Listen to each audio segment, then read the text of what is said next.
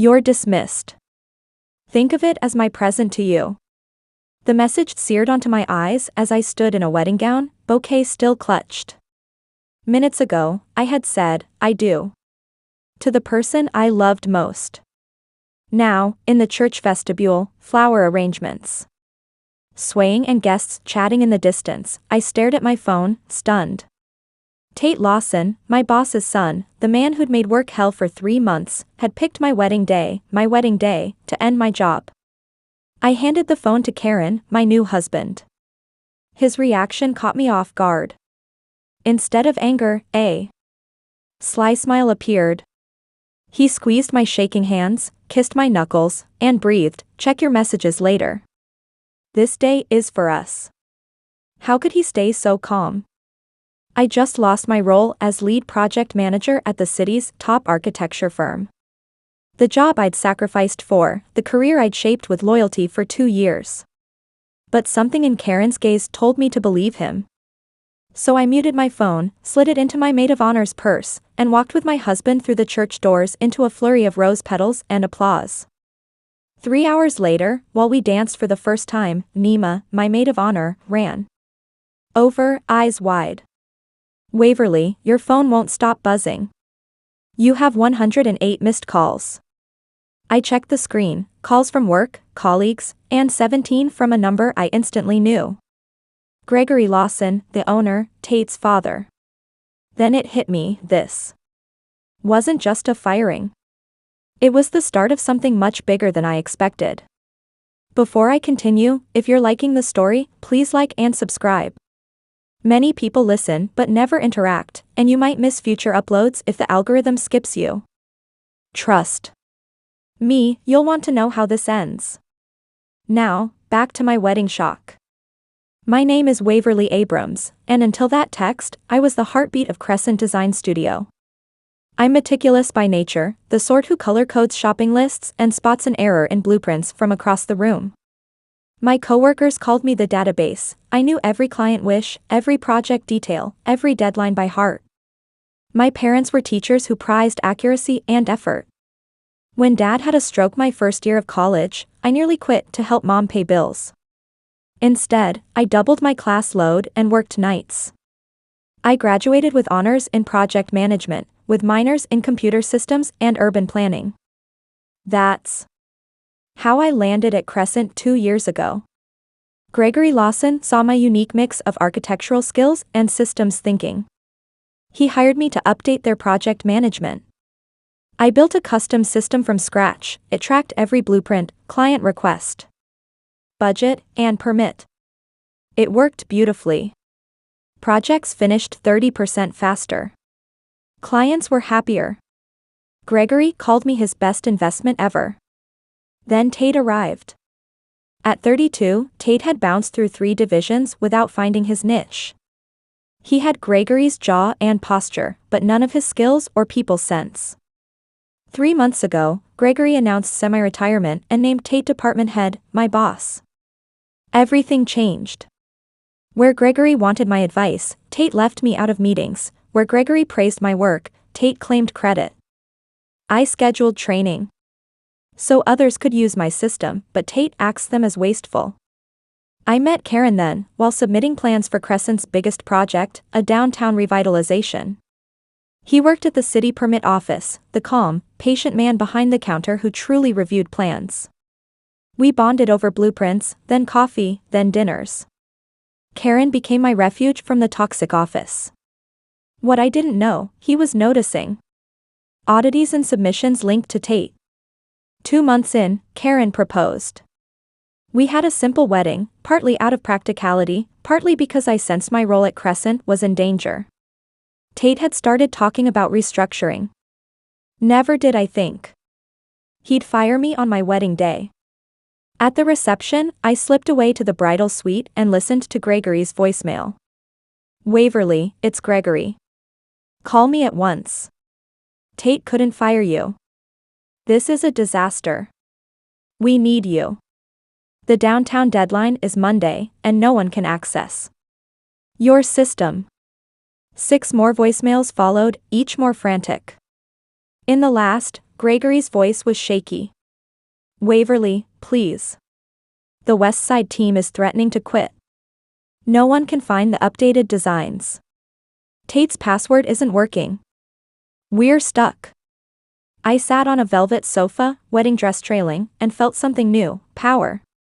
For 2 years, I'd built a system so natural for me that I could use it in my sleep, but so intricate that nobody else could run it without training Tate had blocked. I was the only one who understood every feature, shortcut, and safeguard. Now, on what should have been my worst day, I held every card. Karen joined me. He sat gently, not to crease my dress. I have to tell you something, he said quietly. The plans Tate's been submitting, he's altering them after engineering signs off, cutting safety features, substituting cheap materials, things that would never pass inspection. My blood chilled. That's not just wrong, it's dangerous. Karen nodded. I've documented everything. I was going to report it, but now, I see why he smiled at the text.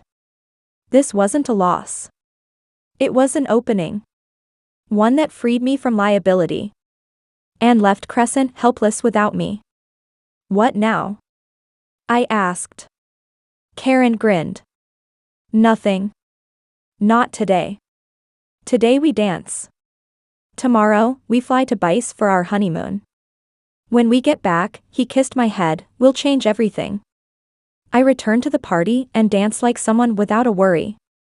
By midnight, I had 212 missed calls. Through our honeymoon, the calls didn't stop. I let them go to voicemail. Gregory's pleas grew from urgent to desperate. On our 3rd day in Bice, as Karen and I sipped coconut water, Gregory offered to triple my salary. I deleted the message. 2 days later, he offered partial ownership. Again, I ignored it. Karen watched me turn down these offers. He understood. It was never about money, it was about respect. You know, he said, watching the sunset, there's a city planning consulting slot open. They need someone who knows submissions inside and out. Someone who could set guidelines. I turned, intrigued. Are you suggesting I start my own firm with the city as my first client? He nodded. They'd pay you to design systems preventing the kind of corner-cutting Tate did. The idea took hold. By the time we landed home, I drafted a business plan. 3 days later, Precision Protocol Consulting was born. My phone rang minutes after the registration became public. Gregory Lawson. For the first time in weeks, I picked up. Waverly, thank goodness. We're in crisis. The downtown projects. Halted. Name your price. Sorry, Gregory, I said levelly. I've launched my own firm. We'll hire you, then. Whatever it costs. I let silence linger. My first client is the city. I'm creating new verification protocols.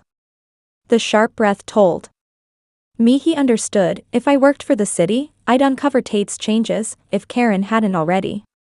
Waverly, please.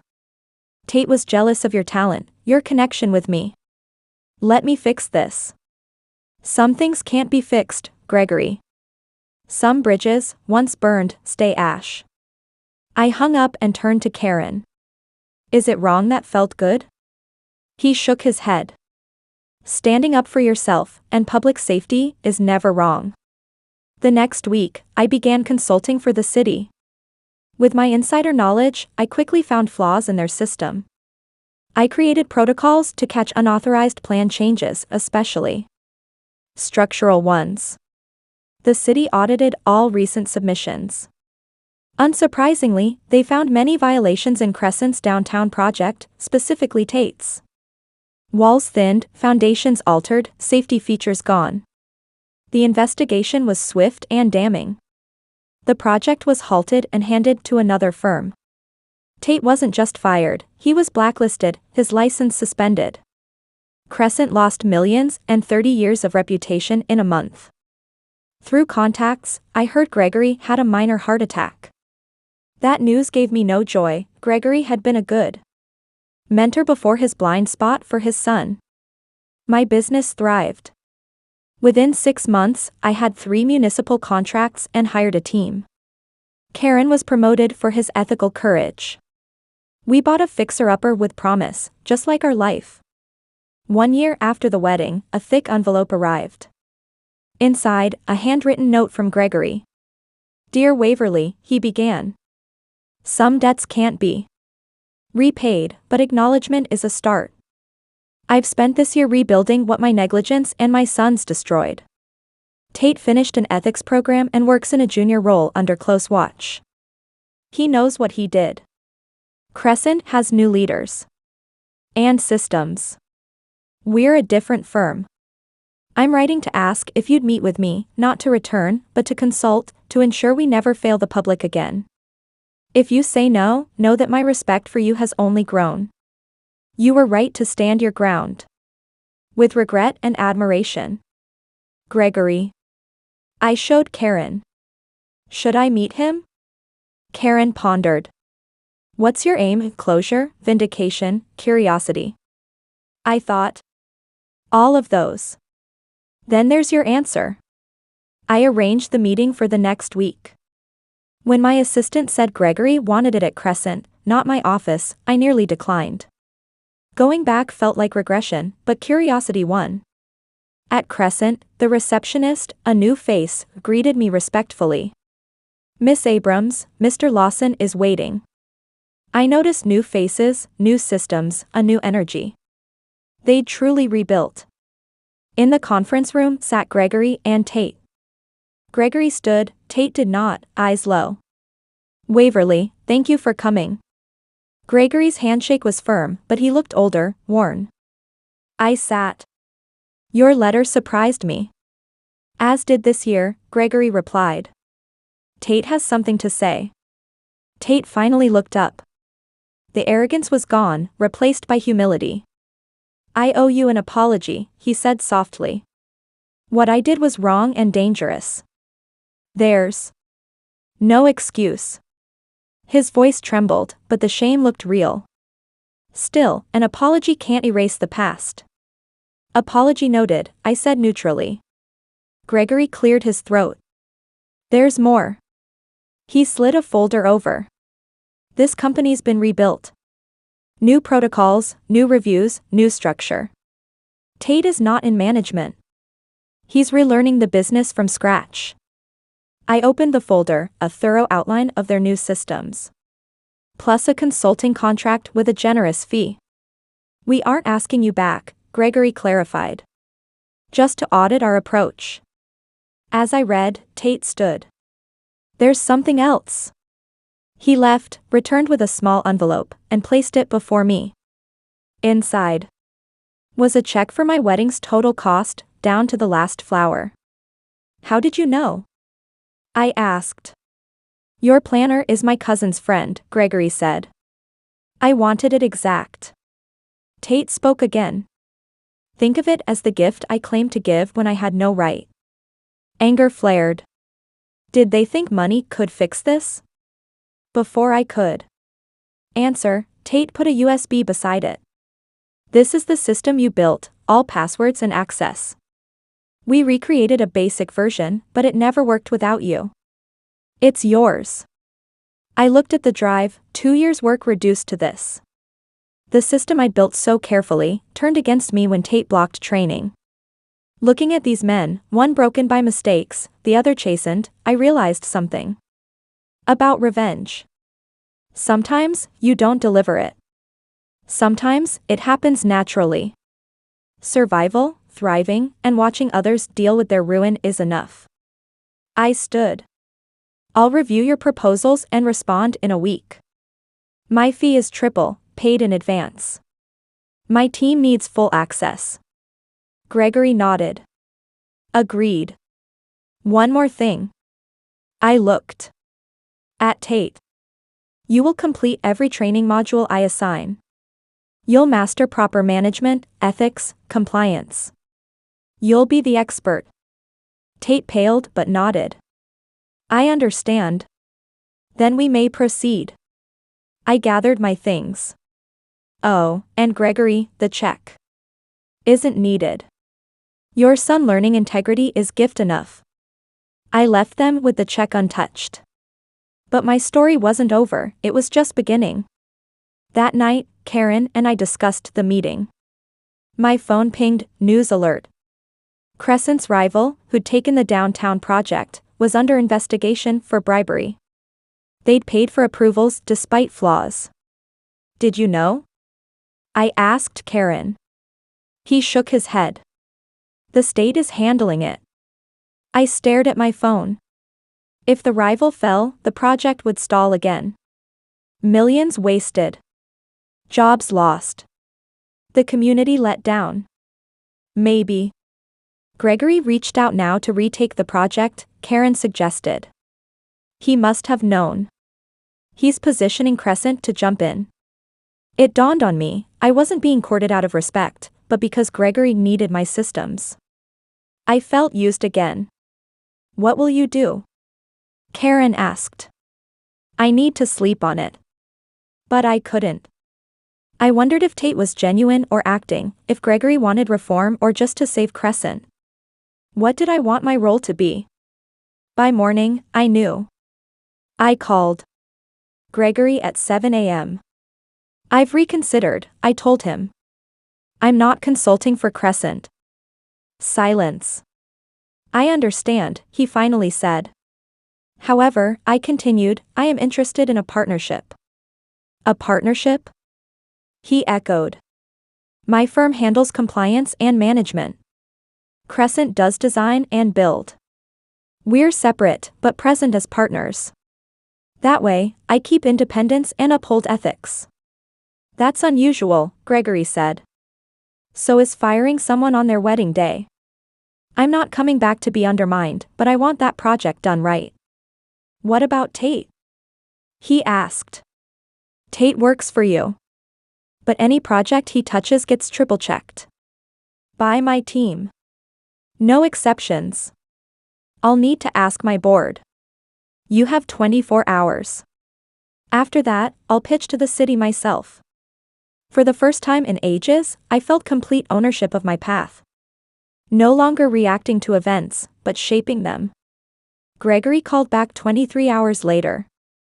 The board approved, with a 3-year minimum. 2 years, extendable by mutual metrics. I agreed. With that, my firm gained its biggest client. When the rival was removed, our partnership was ready, plans updated, safety features restored, management system improved. The city gave us the contract, partly for our new model of design plus compliance. The press called it a new era for architectural accountability. Tate was now junior project coordinator, 5 steps down from before. Every day, he got training modules from my team. Every night, he was tested. If he failed, he repeated. To my surprise, he never complained. He learned fast, asked good questions, and started to show why protocols mattered. 3 months in, I arrived early at the site. Tate was already there. Checking concrete specs. You don't have to do this, I said. The engineers do it. I know, but I need to learn every part. That's the only way to get it right. I studied him. Instead of the arrogant guy who fired me, I saw someone changed. Why did you do it? Why fire me on my wedding day? Tate winced, but met my eyes.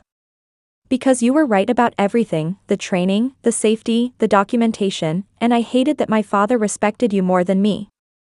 So, you tried to hurt me at my most vulnerable. He nodded. I thought I'd feel powerful. Instead, I watched it all collapse. My father's face, that was the worst. He swallowed. I ruined what could have been a great mentorship. Unexpectedly. Honest. You can't undo the past, I said, but you're right. I would have been a good mentor. I still could be, if you earn it. How? By putting safety and ethics above ego. By learning every detail. By admitting what you don't know. I can do that, he said. I will. Then let's start now. For the next hour, I walked him through procedures, explaining reasons, not just rules. He listened, asked sharp questions. As we finished, Tate hesitated. Do you think you'll ever forgive me? I considered. Forgiveness isn't owed. It's earned, by actions, not words. Show me who you become. He nodded. Over the next months, the project ran ahead of schedule. Our partnership gained national attention. My firm grew to 15 staff, Crescent rebuilt its name. Gregory kept Tate on a learning path. The man who sabotaged training now led them, making sure everyone understood the why. 6 months in, Raina, my old assistant, visited. She'd stayed at Crescent, now worked with Gregory. He wants to promote Tate, she said. I raised a brow. And you're here for my blessing. She grinned. He wants your honest view. Tate finished all modules with perfect scores. His reports are stellar. The team respects him. What do you think? I asked. Raina was a good judge. I think he's changed, and more responsibility could cement it. I leaned back. Tell Gregory I'll support it, with one condition. Tate must do the community presentation alone. Let's see how he handles the people affected. The next week, at the community center, I watched incognito as Tate set up, greeted people, and nervously faced the crowd. Good evening, everyone. I'm Tate Lawson. This project stalled last year, partly from my mistakes. I took shortcuts, broke your trust. The crowd murmured. I'm here to assure you, everything now gets triple-checked. Our partnership means nothing is built without strict review. He walked through the new plans, showing how feedback shaped them. When tough questions came, he answered honestly, even saying, I don't know, but I'll find out. By the end, skepticism turned to hope. Residents approached him. I left before he saw me, but I'd seen enough. The next day, I called Gregory. I heard Tate did well, he said. He did. I was there. And? I paused. I support the promotion. He's earned it. Gregory's relief was clear. Thank you. Just remember, trust rebuilds in small acts, repeated. One good talk doesn't erase the past. We know. Afterward, I looked at the downtown skyline, cranes swinging, workers busy, the community starting to believe again. This wasn't the revenge I'd first imagined. It was more nuanced, a rebuilding, not a destruction. I hadn't ruined them. I'd shaped a framework for growth while keeping my own power. I built more than a system, I built a model of accountability. That night, Karen and I walked by the site. Are you happy? He asked. I thought. I'm satisfied. Not because they suffered, but because change happened. The company is safer. Buildings are sound. The community benefits. And Tate? He's becoming someone worthy of his job. Whether that lasts is up to him. Karen nodded. You know, when I showed you that text, I never saw this ending. I thought you'd want scorched earth. Maybe I would have, if you hadn't shown me another way. You taught me the best revenge isn't destruction, but reconstruction on your terms. He kissed my head. Speaking of rebuilding, the house is done. Should we invite Gregory and Tate for dinner? I laughed. Let's not go that far. Professional respect is one thing. Friendship is another. Fair enough, he smiled. One step at a time. That became my mantra. Each step, from the wedding day firing to forging a new partnership, led not just to survival, but real victory. The project would finish early and under budget. My firm would keep growing. I'd be known as the woman who turned a wedding day firing into an industry-shifting business. As we walked, my phone buzzed. Tate, thank you for supporting my promotion. I won't let you down. I showed Karen, who raised an eyebrow. Are you going to reply? I thought, then typed, make sure you don't. Some gifts can't be returned. As I sent it, I noticed, the text arrived exactly 1 year after his gift. To me. The symmetry wasn't lost on me, or him. Some would say I should have crushed Tate and Crescent. But that misses the point. True power isn't destruction, it's having the power and choosing a better way. It's shaping reality, not just reacting. In the end, I didn't just get even. I got ahead. I rose so far above that Tate would spend years catching up. If you're still here, ask yourself, would you show such restraint? Could you turn betrayal into opportunity? It's hard, but sometimes the best wins come not from what you wreck, but what you build from what tried to wreck you. If you liked this story, like, subscribe, comment. Have you ever turned betrayal into triumph?